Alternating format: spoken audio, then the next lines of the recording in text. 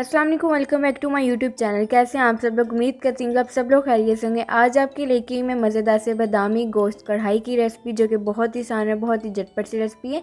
तो आप लोगों ने इस रेसिपी को ज़रूर ट्राई करना है। वीडियो को फुल वॉच करना है। चैनल पर है तो काइंडली मेरे चैनल को सब्सक्राइब कर लीजिए। तो आइए चलते हैं इस मज़ेदार सी रेसिपी की तरफ। तो यहाँ पे जी सबसे पहले आप लोगों ने जार के अंदर फ्राई किया हुआ प्याज शामिल कर देना है। प्याज यहाँ पे मैंने तकरीबन 3 बड़े साइज़ के लिए थे। इसे आप लोगों ने इस तरह से फ्राई करके इस तरह से जार के अंदर शामिल कर देना है। प्याज शामिल करने के बाद अब इसमें हम लोग शामिल कर देंगे बादाम, तकरीबन 1/4 कप बादाम का आप लोगों ने इस तरह से छिलका जो है रिमूव कर लेना है। बादाम ऐड करने के बाद अब इसमें हम लोग शामिल करेंगे दही, तकरीबन 1 कप। और इसके अलावा इसमें हम लोग शामिल कर देंगे पानी, तकरीबन 1/4 कप। पानी आप लोगों ने ज़्यादा ऐड नहीं करना, पानी सिर्फ हम लोग थोड़ा सा ऐड करेंगे कि अच्छी तरह से ब्लेंड हो जाए। तो अब आप लोगों ने इसे तकरीबन 3 से 4 मिनट के लिए अच्छी तरह से ब्लेंड करना है, ताकि सारी चीज़ें अच्छी तरह से मिक्स हो जाएँ और इसका एक थिक सा पेस्ट तैयार हो जाए।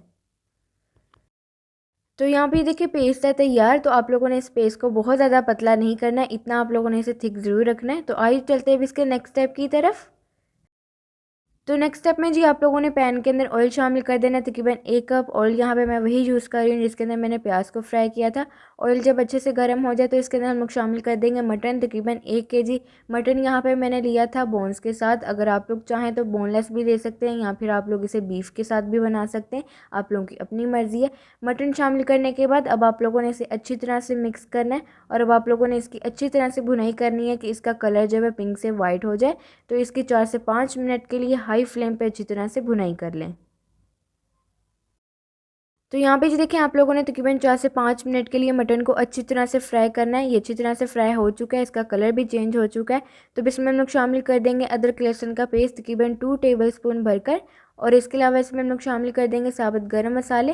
तो साबुत गरम मसालों में हम लोग शामिल करेंगे 2 बड़ी इलायची, 1 से 2 दालचीनी की स्टिक, 6 से 7 लौंग, 1 टीस्पून साबुत काली मिर्चें, 1 टीस्पून हम लोग साबुत ज़ीरा ऐड कर देंगे। अब आप लोगों ने इन सब चीज़ों को अच्छी तरह से मिक्स करना है, और अगेन आप लोगों ने इसकी 1 से 2 मिनट के लिए हाई फ्लेम पे अच्छी तरह से भुनाई करनी है, ताकि जो गोश्त की स्मेल है वो अदरक लहसुन की भुनाई के बाद ये अच्छी तरह से ख़त्म हो जाए। तो इसकी अच्छी तरह से भुनाई कर लें। और अब इसमें हम लोग शामिल करेंगे नमक, तकरीबन 1 टेबलस्पून, अपने टेस्ट के मुताबिक आप लोग कम ज़्यादा कर सकते हैं। कुटी लाल मिर्च शामिल करेंगे तकरीबन 1 टेबलस्पून।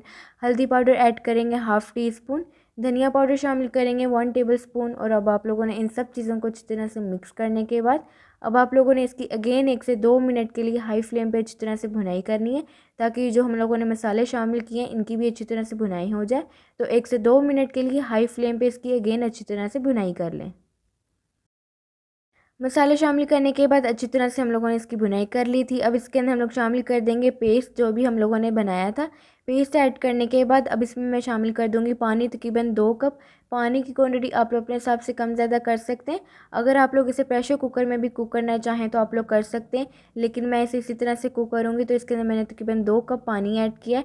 पानी की क्वांटिटी भी आप लोग अपने हिसाब से कम ज़्यादा कर सकते हैं, जितना आप लोगों को शोरबा या फिर मसाला चाहिए उस हिसाब से आप लोग इसके अंदर पानी ऐड कर लें। अब इसे अच्छी तरह से मिक्स करने के बाद अब इसे हम लोग कवर करके तकरीबन 40 से 45 मिनट के लिए मीडियम फ्लेम पे कुक करेंगे। या फिर आप लोग इसे तब तक कुक करेंगे जब तक आपका मटन अच्छी तरह से कुक ना हो जाए और इसका ऑयल अच्छी तरह से सेपरेट ना हो जाए। तो यहाँ पे देखिए तकरीबन 40 से 45 मिनट हो चुके हैं, मटन भी अच्छी तरह से कुक हो चुका है, ऑयल भी इसका सेपरेट हो चुका है। तो इसके अंदर हम लोग शामिल कर देंगे गरम मसाला, तकरीबन 1 टीस्पून। और इसके अलावा इसमें हम लोग शामिल कर देंगे हरा धनिया। हरा धनिया आप लोगों ने ज़रूर ऐड करना है जैसे लुक के लिए। और इसके अलावा इसके अंदर हम लोग शामिल कर देंगे 2 हरी मिर्चें। अब आप लोगों ने इसे अच्छी तरह से मिक्स करना है, ताकि गरम मसाला और हरा धनिया अच्छी तरह से मिक्स हो जाए। तो यहाँ पे जी हमारी मज़ेदार सी कढ़ाई है बिल्कुल तैयार। तो अब इसका हम लोग फ्लेम ऑफ कर देंगे। तो आइए चलते हैं इसकी फाइनल लुक की तरफ, जो कि आपने बिल्कुल भी स्किप नहीं करनी। तो यहाँ पे देखिए मज़ेदार सा बादामी गोश्त है बिल्कुल तैयार। बहुत ही आसान और बहुत ही मज़ेदार सी ये कढ़ाई बनती है। तो आप लोगों ने इस कढ़ाई को ज़रूर ट्राई करना है, अपना फीडबैक भी ज़रूर देना है कि आप लोगों को भी मेरी झटपट सी रेसिपी कैसी लगी। तो इसी तरह की मज़े मज़े की रेसिपीज़ देखने के लिए आप लोग मेरे चैनल को सब्सक्राइब करें, वीडियो को लाइक करें, शेयर करें अपने दोस्तों के साथ, अपनी फैमिली के साथ, और कमेंट करके भी अपना फीडबैक ज़रूर दीजिए कि आप लोगों को ये रेसिपी मेरी कैसी लगी। तो मुझे दीजिए इजाज़त, मुझे रखिए दुआओं में याद। अल्लाह हाफिज़।